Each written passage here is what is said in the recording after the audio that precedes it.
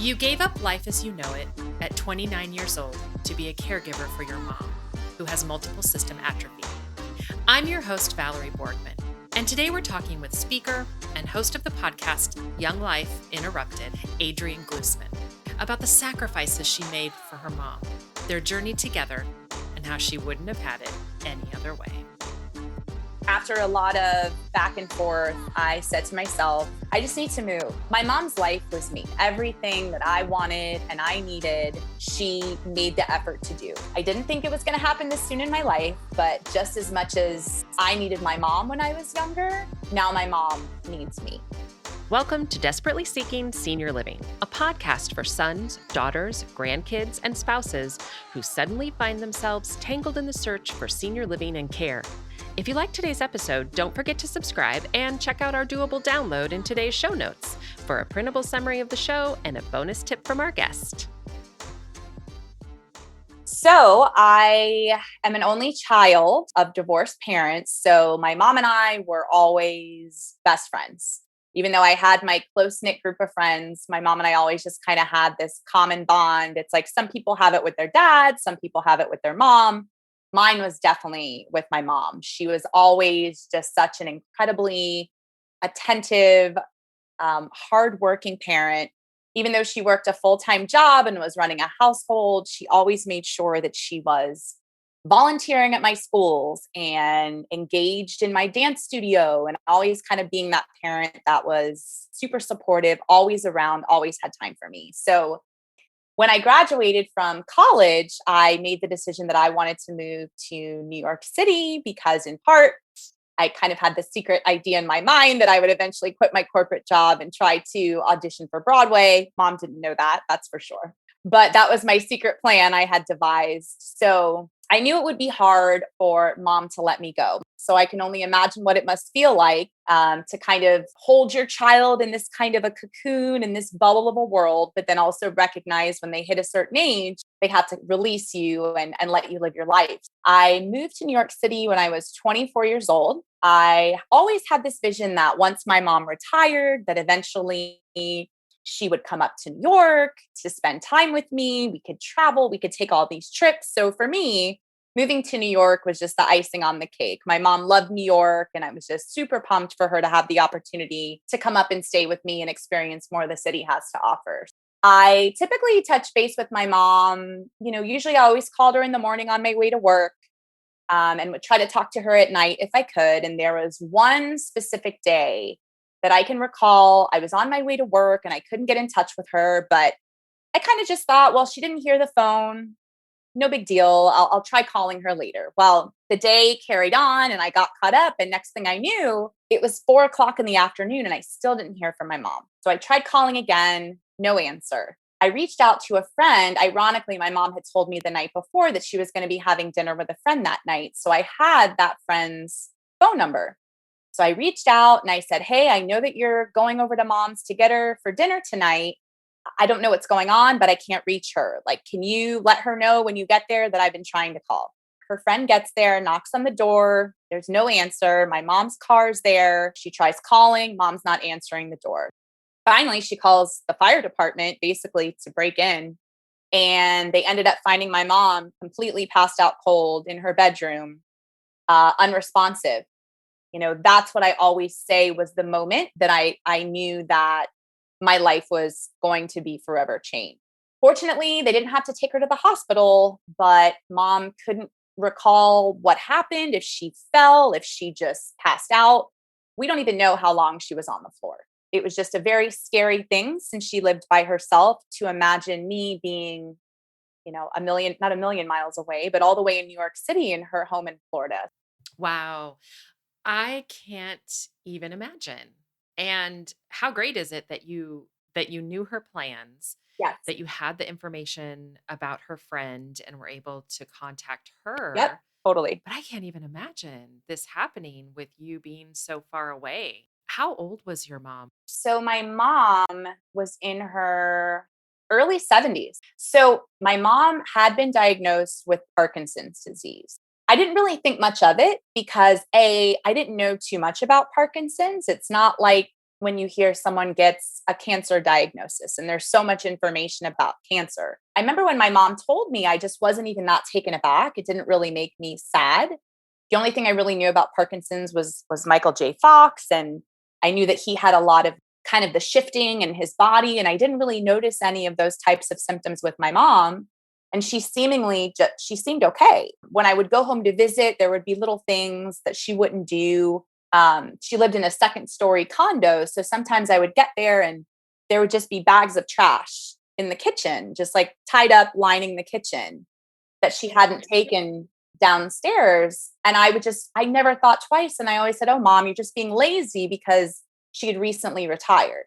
So I just translated it into laziness, but come to find out that she finally admitted to me that she was scared to walk down the flight of stairs to go to the garbage. Oh my gosh.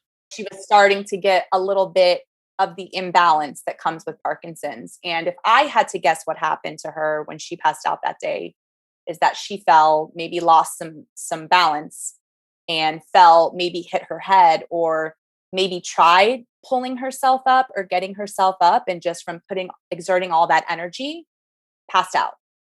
So that was a turning point. I flew home to Florida because I said, all right, I don't feel comfortable. This could easily happen again. At that point, I put a couple measures in place. I got her one of those life alert systems so that if she needed help, all she'd have to do is push the button. And I said, let's start from there. That's kind of step one. Got all that in place, went home to New York. It was a constant series of ups and downs. If I couldn't get my mom on the phone, my mind ultimately went to something happened with her. And oftentimes something did happen. Oftentimes I had to fly home at the drop of a hat, just book a one-way ticket home from New York because mom fell again, or something happened that put her in the hospital. It was just getting to be too much for her to live on her own. So I started researching and I came upon this term, independent living. So I said, well, mom is still in the very early stages of her disease. My dad's mother had been in assisted living, so I saw what that looked like. And I remember what my mom's parents being in a nursing home. And I'm like, well, she's not that far progressed yet. I wanted to touch on a couple of things that you said. The first one, I think it's so important that you recognized when it was time to find a different option. Right. And I think this is the hardest part for a lot of families.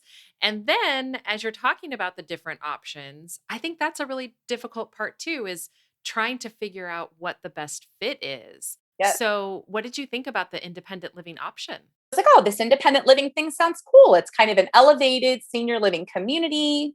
It'll be great because she'll have friends. She'll get all of her meals catered to her. As a result of the Parkinson's, my mom was becoming a bit of a recluse. So she wasn't really reaching out to friends to hang out. So I said, well, this will force her to engage in activities and to socialize with other people. But then it will also allow for another watchful eye on her. We put my mom on the waiting list for an independent living. She and I went and toured a couple in the Tampa area. We finally found one what we loved, but they had a waiting list. So we put her on the list, and finally we got the call that they had an apartment ready. I came down, I packed up mom's entire condo, got her moved into the independent living. So I'm thinking, all right, now we've taken that next step. Things will probably be a bit easier now that she's not living by herself. Now you can breathe and you can relax. Now I can breathe. Exactly. Now I feel like I can go back to my life a little bit because I was just living in this constant state of anxiety when I was in New York. It was crazy. And at this point, Adrienne, how old were you? So I was 29 when I called the big incident happened. Wow. When my mom passed out. So I was 29. I had never really thought about myself as really having to dive into any of this until later in life. Like I said, I had seen my mom do it with her parents. Her parents went from living alone and then they got moved into a nursing home. And I have faint memories of when I was a child going with my mom on the weekend to visit my grandparents. But my mom was older and she had me. It was very strange to me that all of a sudden I was having to start looking into all of these things like life alerts and senior living and really trying to understand her disease more, while also going out with friends and trying to figure out what I wanted to do with my life and date. It was this crazy, almost like living a double life, I like to say. Yeah. Yeah. I can totally see that. Because on the one hand, I was being a true 29-year-old. Right. But then on the other hand, I was taking on these huge responsibilities that nobody my age, I couldn't talk to anybody about it because everybody was young. Yep. Their focus wasn't on their parents. Their focus was just about being young. It was great that I got to be back in New York, but it definitely weighed really, really heavy on me.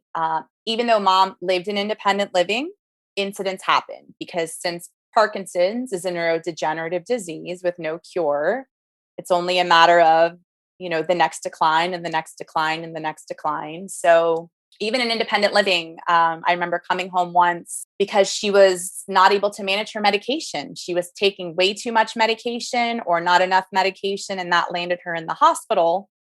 Wow. And you don't want to mess around with that, right? Yep. Medications, that ends up being one of those things that is a trigger for families to get more care. So, what did you end up doing? How did you approach that issue? I started researching home health agencies, which was opening up this whole new world to me. Brought in a home health nurse and a home health aide. I actually installed cameras in her apartment, like those baby cams. I love that idea. I love Yes. that idea. I think I had 4 of them. I had one in her bedroom, one in the bathroom, one in the kitchen, and one in the living room. So that if I called my mom and she didn't answer, instead of my heart dropping into my stomach, it was an app on my phone. I went into the app and I could say, oh, okay, mom's sitting in her chair in the living room. She must have left her phone in the bedroom. Yes. So that definitely helped give me a more solid peace of mind. Now, there were definitely times when I didn't get her and I looked on the camera and she was on the floor. Oh, But then I was at least able to call the security for the independent living and say, hey, can you go to mom's apartment? She fell. It was a little bit of a reprieve. It gave me a little bit more comfort in knowing that at least I can keep a better eye on her. But as she continued to live in independent living, she kept declining more and more and more. So in 2015, in 2014, I had been toying with the idea of moving back home. Like I said, my parents were divorced. We didn't have any family in Florida. So it's not like I could reach out to cousins or anyone to help. And it was just all becoming too much. And I knew that things were only going to start getting worse. So I really struggled with it because at this time I had lived in New York City for a decade. I mean, it made me into the person I am today. I had a solid group of friends in New York City. I had actually just gotten offered my dream job right before I made the decision to move down. wow. To have to sort of uproot your life, it must have been so difficult. How did you make that final decision? After a lot of back and forth, I said to myself, I just need to move. It's what needs to happen and I need to do it now. And I reasoned with the fact that my mom's life was me. She centered her life around me and everything that I wanted and I needed, she made the effort to do. So I said, I didn't think it was going to happen this soon in my life, but just as much as I needed my mom when I was younger, now my mom needs me and I just needed to be closer. What were those conversations like with your mom about everything she was going through and Yeah. about you then deciding to move back? Did you have conversations with her about that? I didn't really. I knew, of course, more than anything, my mom would be elated if I lived closer. I know she missed me so much. And, at that point, I was really only coming home maybe a couple times a year, maybe during the summer or the holidays. So I knew my mom would be like, yep, come home, like no big deal. But she also would always say to me, Adrienne, one thing that was really amazing about my mom is she was not selfish. Even though she probably knew that having me closer would bring more comfort and care to her, she always said, I don't want you to give up your life. I want you to keep living your life. Don't do this for me. But it was my decision. It didn't really involve her because it's something that I knew that I needed to do. And ultimately I said, Mom, I've made the decision. I'm going to move back to Florida because I want to be closer to you. I want to be more involved with your care. The reality was that I didn't know too much about the prognosis of Parkinson's. I mean, it wasn't a rapid degenerative disease. So I knew it wasn't like, oh, we only have 2 weeks or 2 months. I had a feeling that we were going to have some time. And because I had spent more than a decade living away from her, I also thought, let me be close to her. Like, let's be able to create some memories, even though this is going to be a tough journey. I didn't want to go back to my hometown, which I know for a lot of people isn't an option. I said, let me move down to Miami. At the time I was working in hospitality. So I said, there'll be a lot more opportunities down here. And I actually had some best friends that were living down here. I moved down to Miami and I said, let me try kind of doing for a year the back and forth between Tampa and Miami, which is an 8-hour round trip drive. So every week on my 2 days off, I would go up to Tampa. I would make sure things were in order for my mom for the week, spend time with her, and then come back to Miami. I did that for an entire year because I wanted to make sure that Miami was where I wanted to, I guess, like root myself for a while before uprooting my mom and bringing her down. So Easter 2016, I moved her down to South Florida. That was like a whole nother transition because while she was living in independent living, I had to really have a hard reality check with myself and put myself and what I wanted aside. What I wanted was to see her living in independent living.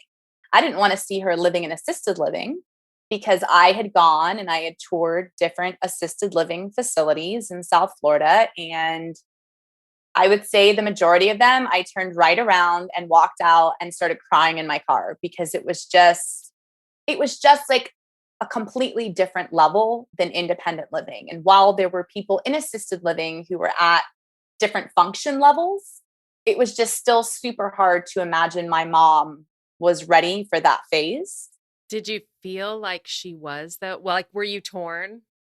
I knew in my heart she was, but selfishly, I was like, but I want her to stay in independent living because at least in independent living, people were still pretty able-bodied and doing for themselves. And the reality was my mom wasn't able-bodied. She was getting to the point where ADLs were extremely difficult for her. She had to have a private aid help with certain ones. I was doing it for me, which I said, I was very selfish. I think a lot of choices I made for my mom, I felt like I was a little bit too selfish in, and I don't regret anything. But if I could go back, I think I would take those blinders off a little bit more and let myself accept what was happening, even though it's very hard to admit what's truly happening. Yeah. But do you think some of that is self-protection as Yes. opposed to selfishness? That's a great point. 100% self-protection. I even remember it, towards the end of my mom's life. I mean, her doctor had talked about hospice months before, not because she was like in her final stages, but just because it was kind of inevitable. And I said, hospice? No way. Like, my mom's not going into hospice. Like, that's not happening. There are so many important things that you're touching on. The denial is huge for so many families. Yep. And also what you said about assisted living and seeing the other folks that might be further along and feeling that independent living was more of what you like saw your mother in, but it didn't match the reality of what her care needs are. So again, this is something that I think a lot of families go through, and it's just so hard. So did you finally find an assisted living that you were more comfortable with? What did that look like? So I found an assisted living that was actually an independent and assisted living community that were connected. So there was the independent on one side, and then there was the assisted living on the other side. But there were opportunities to be able to go. For instance, the independent living side had the theater where they had performers come. And so people from the assisted living could go over to the independent living side. They would do monthly socials by the pool, and it was everybody together. So it made me feel a little bit better about mom being in assisted living. Yeah, I think that's a key part of it too, is that you know your mom better than anybody else. And Right. feeling comfortable yourself is huge. Yes, 100%. And a lot of people might think or be wondering, like, wow, that's pretty great that, her mom could afford to live in a senior living community. We were by no means rich, but my mom in her working days, actually, with our financial advisor, he got her on board into starting to pay into a long-term care policy. I always say with the physical, the emotional, and the mental strains of caregiving, the financial strain we did not have. And I couldn't thank my mom 1,000 times over for putting that policy in place and just being extremely responsible with her money. Because that definitely gave us the freedom, gave me the freedom to find her a really good assisted living where a lot of people don't have that choice. Yeah, that's true. It's true. I wish we didn't have to talk about finances, but we do. And it is tough for a lot of families, but you're right, having that long-term care insurance is a huge relief. I know that's one of the biggest strains, especially on younger caregivers who are really just getting their careers in place and then also caring for a loved one. I mean, I don't know the statistic, but a lot of them contribute a percentage of their salary towards caring for their loved one. Today's episode is brought to you by ClearPath Senior Living Solutions. ClearPath helps families find assisted living, memory care, and other resources. Find our contact information in today's show notes. You've mentioned caring for your loved one a couple of times, and we haven't even gotten to that part of the story. Yes. Which is a Yeah. big part of the story. How long was she in the independent assisted living building? So she was there from 2016 until 2020. So I was caring for her. I mean, she was about 30 minutes away. So it was definitely different transitioning from a long distance caregiver to, I guess, an in-person caregiver, so to speak.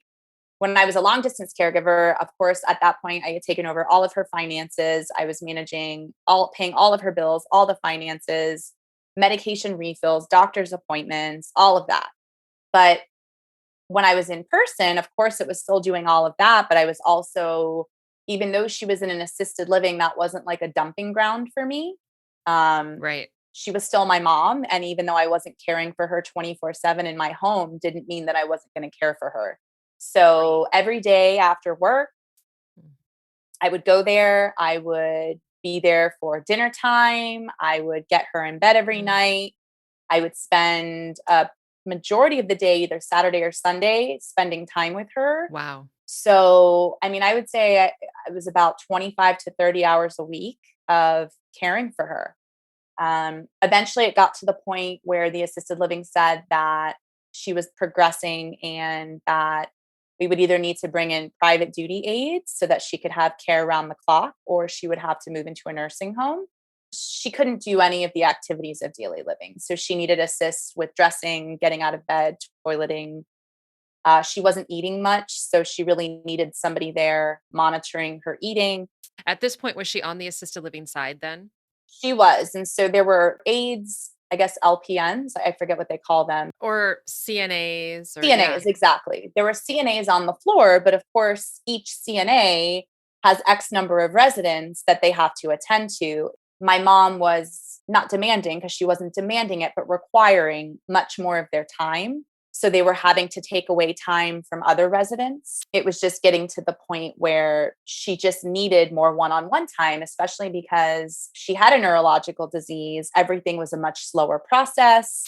So everything took twice as long for her to actually process what was going on in her head, for her movements. So they couldn't provide the care that she needed. Exactly. She was at the highest level of care, and they said that she could stay here. And while the CNAs provided care, my mom really needed more one-on-one attention. So I ended up hiring a private duty aide who would come in the morning, get mom up. This is while I was working. Get mom up, kind of go through the entire day with her. She would leave early afternoon. My mom would always go down for about an hour to 2 hour nap. And then I would get there when my mom would wake up and get her out of bed and then take her through the rest of the day. So It was good because she was able to have more of that one-on-one attention. And it was also companionship for her as well. Yeah. Having that private duty aide there. Yeah. You have brought up a couple of things that I think are really important. We talked about this a little bit, like you don't know what you don't know. Right. And the fact that you said, even though she was in an assisted living, you were still going to be a caregiver, I Hmm. think is an option that some families don't even think about. And so Right. I love that. And then Hmm.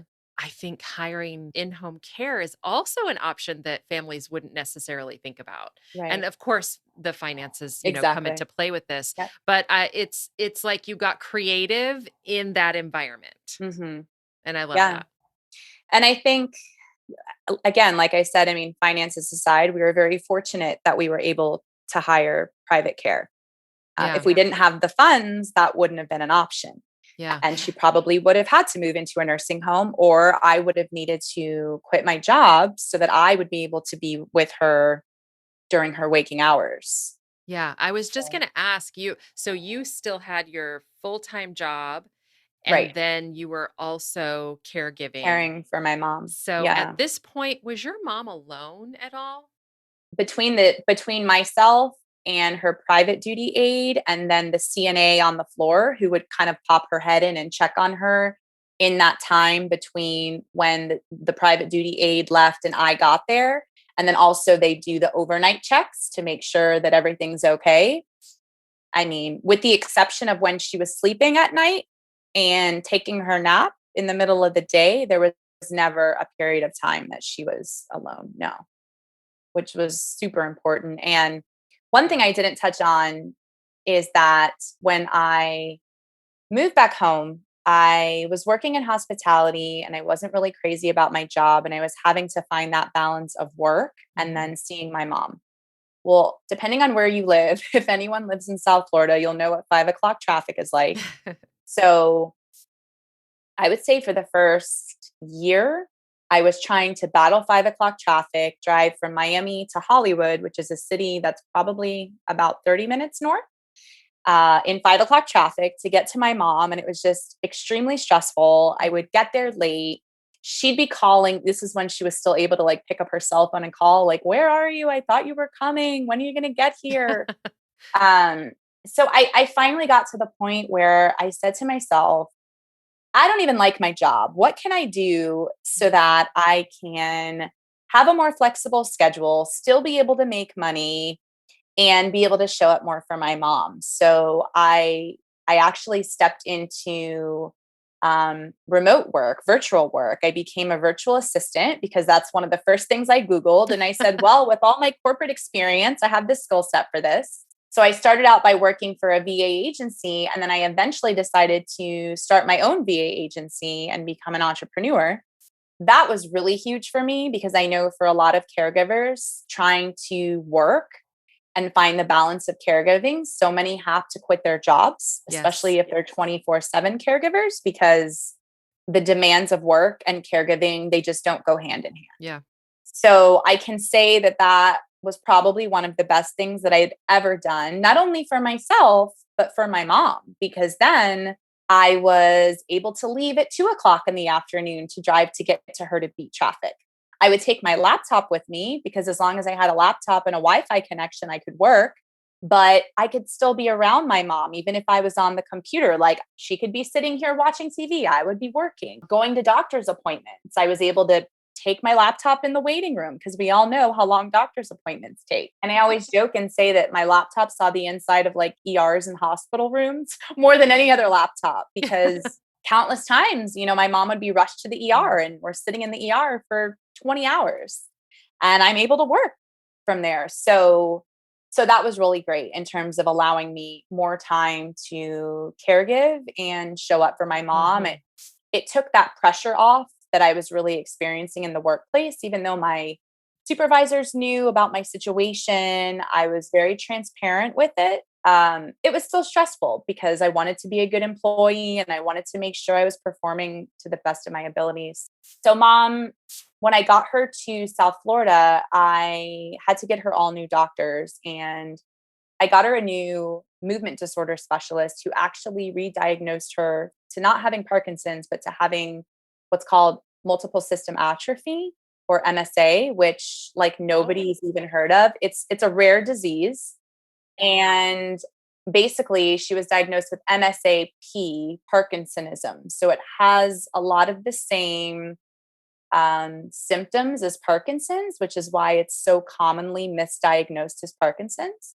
But now she had multiple system atrophy, which was actually explaining a lot because also, in addition to her declining balance and her ability to walk, she was having a lot of episodes where she was fainting because with MSA, like your blood pressure can skyrocket or it completely bottom out. So my mom started fainting a lot and passing out. Thank God she never broke anything. She never hurt herself, but that put her in the hospital multiple times. And so we finally got to the point where, she wasn't using her walker anymore. She was pretty much wheelchair bound. We were trying to make it so that she didn't do any transfers unless somebody was with her to prevent any falls. When you say trying to make it, was she trying to transfer on her own? She was, because my mom was a very strong woman that always said, I can do it, even though we would all say, don't get out of bed or don't get out of the chair unless someone is here to help you. And I can't tell you how many calls I got from her assisted living saying, don't worry, she's okay. But she tried to get up on her own and she lost her balance. Oh my gosh. Or she had a little fainting episode. Okay. How many times did you get that phone call that starts with, everything's okay? It's so true. Which was almost a sigh of relief because every time I saw her assisted livings, the name flash across my phone screen, my heart, I was like, oh my gosh, what is it this time? I was honestly like getting myself, like starting to pack things up to get prepared to like rush out the door because I figured I was going to the hospital so many times. But fortunately, it was like not an alarm, but we have to tell you. It was really challenging to have to see mom give up her independence. I mean, she tried so hard. And one thing I can say about my mom is she never complained. She never complained about anything. She was, I can only imagine witnessing this disease firsthand, seeing the progressions. I can only imagine what my mom was feeling on a day-to-day basis. I mean, the woman is an angel, literally, and she never complained. The years went on and things started declining and declining. It got to the point where, like I said, things were falling on deaf ears. It was like, well, she's not doing really well in a regular bed. She really needs to get a hospital bed. And I'm like, hospital bed? No way. My mom does not need a hospital bed. She's not as bad as everyone thinks she is. I would always say it's because I was the daughter and I had superpowers. Because I would always say, well, when mom's with me, she eats. When mom's with me, she drinks. When mom's with me, she gets out of bed herself and doesn't need a lot of assist. So I was just under this belief that, but if mom's with me, she's always going to do it. So it must not be that bad. Yes, yes, yes. I think that is so important to pause there because I think so many family caregivers go through that. Oh, I'm sure. And that had me in a lot of denial because her private duty aides would send me text messages like, she's not eating, she's not this, she's not that. And I knew my mom. It's just like, I knew if I was there that I would get her to do these things. Like they can only be so strict with her because obviously they're not her family and they can't cross certain boundaries. But I went through this stage of denial from getting the hospital bed to we really got to the point where it was even hard to transfer her from the wheelchair to toilet her. So it kind of got to the point that we weren't even taking her into the bathroom and we were just doing all the cleaning in the hospital bed because it was just too risky to try to get her up for fear that she would just kind of crumple and pass out from her low blood pressure. We were just kind of doing the best that we could. And then 2020 came and this thing called COVID hit and that was crazy. Fortunately, since I was there caring for my mom so much pre-COVID, her assisted living facility actually considered me a caregiver. So I was allowed to continue to see her, which is a godsend. Yes. So while so many residents were without their families and only seeing them on FaceTime or Zoom calls, I was still showing up for my mom just as much as I was before. And, I won't say that if there was no COVID that she wouldn't have continued to decline, but it was hard. I mean, residents weren't allowed to leave their apartment. Meals were delivered to the apartment. There was nothing going on activity wise. It was literally just staring at the four walls of your apartment. So when I was there, we would mask up. They would let me take her around, like walk her around the community to at least get some fresh air and at least be able to get her out a little bit. But I definitely think that had an effect on her some. I would always think, well, I can't even imagine if I wouldn't have been able to come see my mom. She was used to seeing me 25 to 30 hours a week. God forbid she wasn't able to see me at all. I mean, I just felt so blessed for that.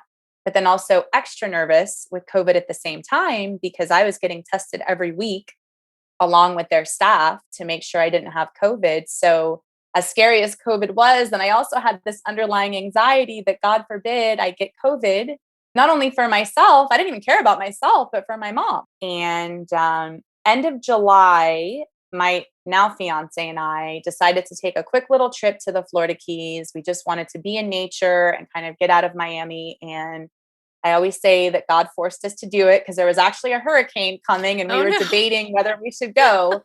And we said, you know what, even if we have to stay inside our Airbnb the whole time, we're just going to go because we're getting away. And right when I got back, mom had gotten a UTI, which she got so many times before. It was not uncommon. So I'm just thinking, all right, we get the urine sample, we go through the whole, I mean, I knew the drill of a UTI at this point in time. And I figured she'll get on an antibiotic and she'll start getting better. And it was kind of weird because at one point she was just like in bed and she wasn't opening her eyes. She wasn't really eating and she wasn't really drinking. And I just thought to myself, well, it's the UTI. She'll get better. She'll get better. And she didn't get better. And I made the decision with kind of being forced a little bit by her primary that I really needed to look into hospice. So here I was hearing this 6-letter word again. And I thought, well, at this point, what is it going to hurt? So I vividly remember the hospice coordinator, the intake person coming in and trying to talk to me about all the different services hospice offers. And like, this was also when I started sleeping at my mom's and being there 24 hours a day, 7 days a week. Because again, I thought if I was with my mom and she had my presence there and, I was the one trying to feed her and do all the things, she would get better. Going through all of this by myself, I decided to bring hospice in.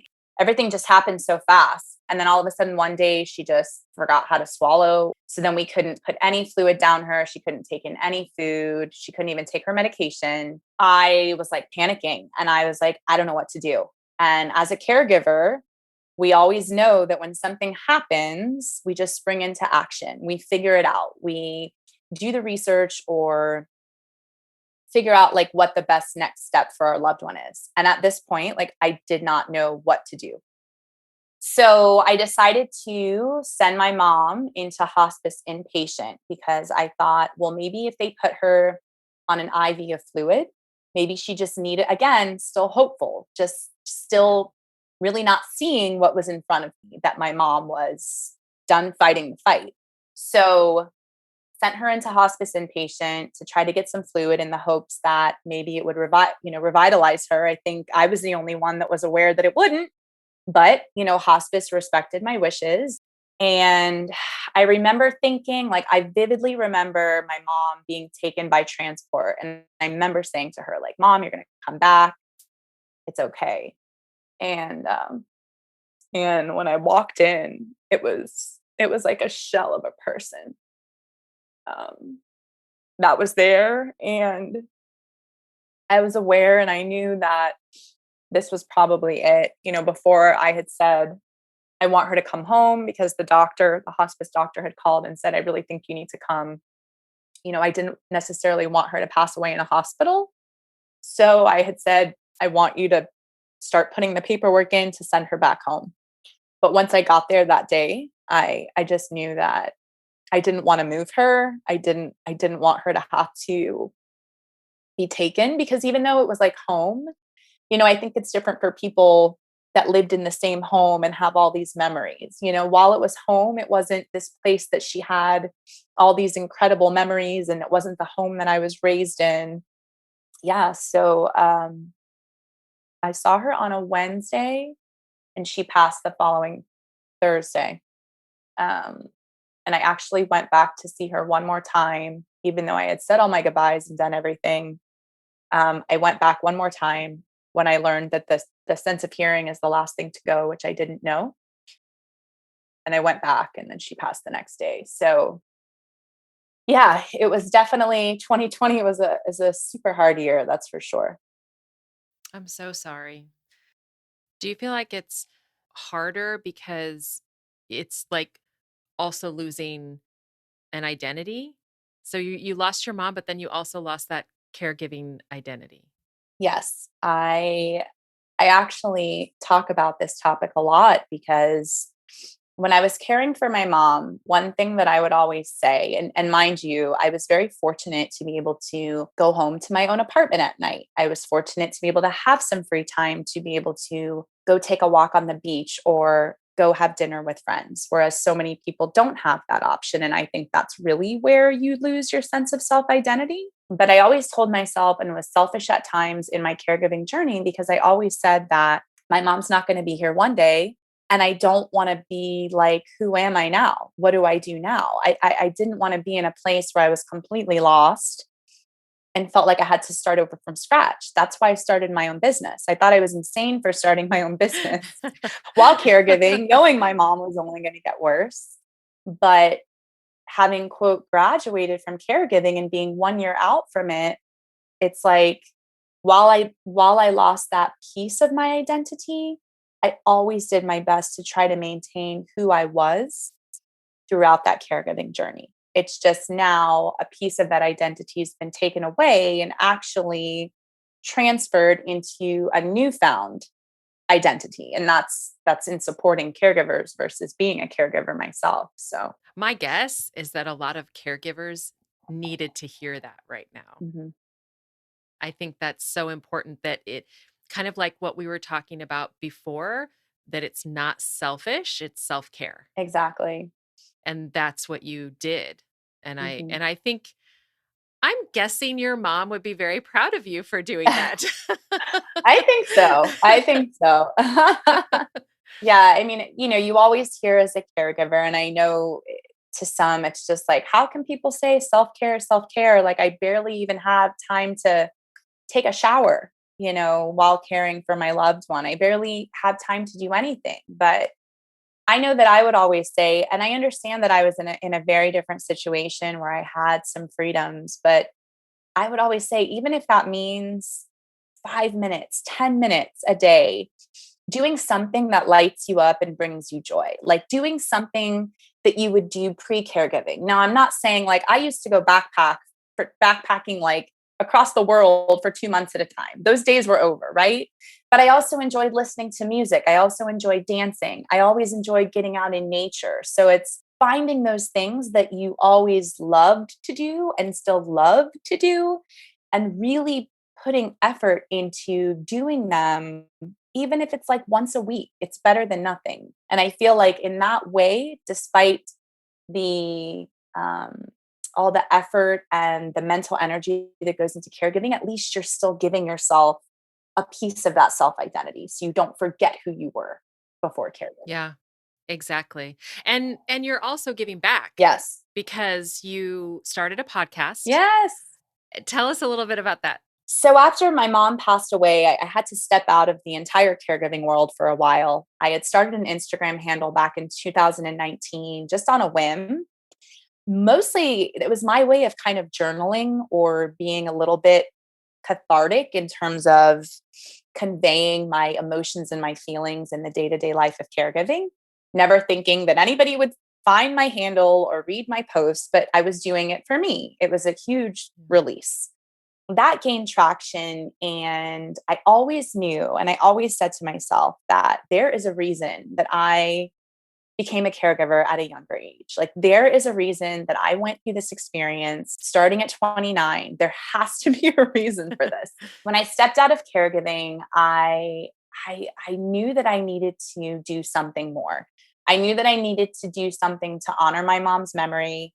I knew that there was so much out there that I could probably do for other young caregivers, because as a young caregiver, when I finally self-identified as a caregiver, it was huge for me, but it was also the realization that there's a huge lack of resources for younger caregivers. Even though there are common threads and common similarities amongst caregivers, no matter the age, as a younger caregiver, you're also going through so many different milestones and life changes at the same time. So I decided to start a podcast, Young Life Interrupted, which is a podcast dedicated to young caregivers. I share my story on different topics. I'm going to start having other young caregivers on to share their stories and experts in the field. And I like to think of it as another resource that young caregivers or any caregiver who wants to listen can have in their toolkit, and also a means for validation. Because I think more than anything, especially when you're a younger caregiver, being able to hear someone's story who's very similar to yours just makes you feel a little bit less alone in your Yeah, journey. absolutely. Absolutely. So, with everything that you have gone through, what would you say is the one thing that just made it easier for you, that just made it more doable? I think, especially now looking back, I think what made it easier for me and more doable was just knowing that I was giving so much back to my mom, that I was giving to her everything that she gave to me as a child. And I felt like I was showing her. I mean, my mom said countless times, like, thank you for being such an amazing daughter. Thank you for everything that you're doing for me. Like, I know it's hard. I know it's not easy. And just thank you. And I know a lot of people don't hear the thank yous. My mom didn't say it all the time, but when she did say it, I think it was just getting those little slivers of golden nuggets from her that really made it all worth it. It really did. And I think that motivated me and that kept me going. And also the recognition and the realization that I wanted to know that when my mom died, I did everything I could for her. I wanted to make sure I did everything I could for her from a medical standpoint, that I had those mother daughter years, even though they weren't what I always envisioned them to be. But just wanting to know that I never wanted to look back and I never wanted to have any regrets when it came to my mom's care or the time that we had in the end. And I really think that's what kept me going. And it was my mom. She was my best friend. She was my number one. So I never really saw it any other way. My mom and the fight that she put up kept me going too. Check out this episode's doable download in show notes for details, including industry terms and definitions we discussed, as well as a bonus tip from our guest. Have questions or your own tips to share? Leave us a message. We'd love to hear from you. And until next time, make it doable.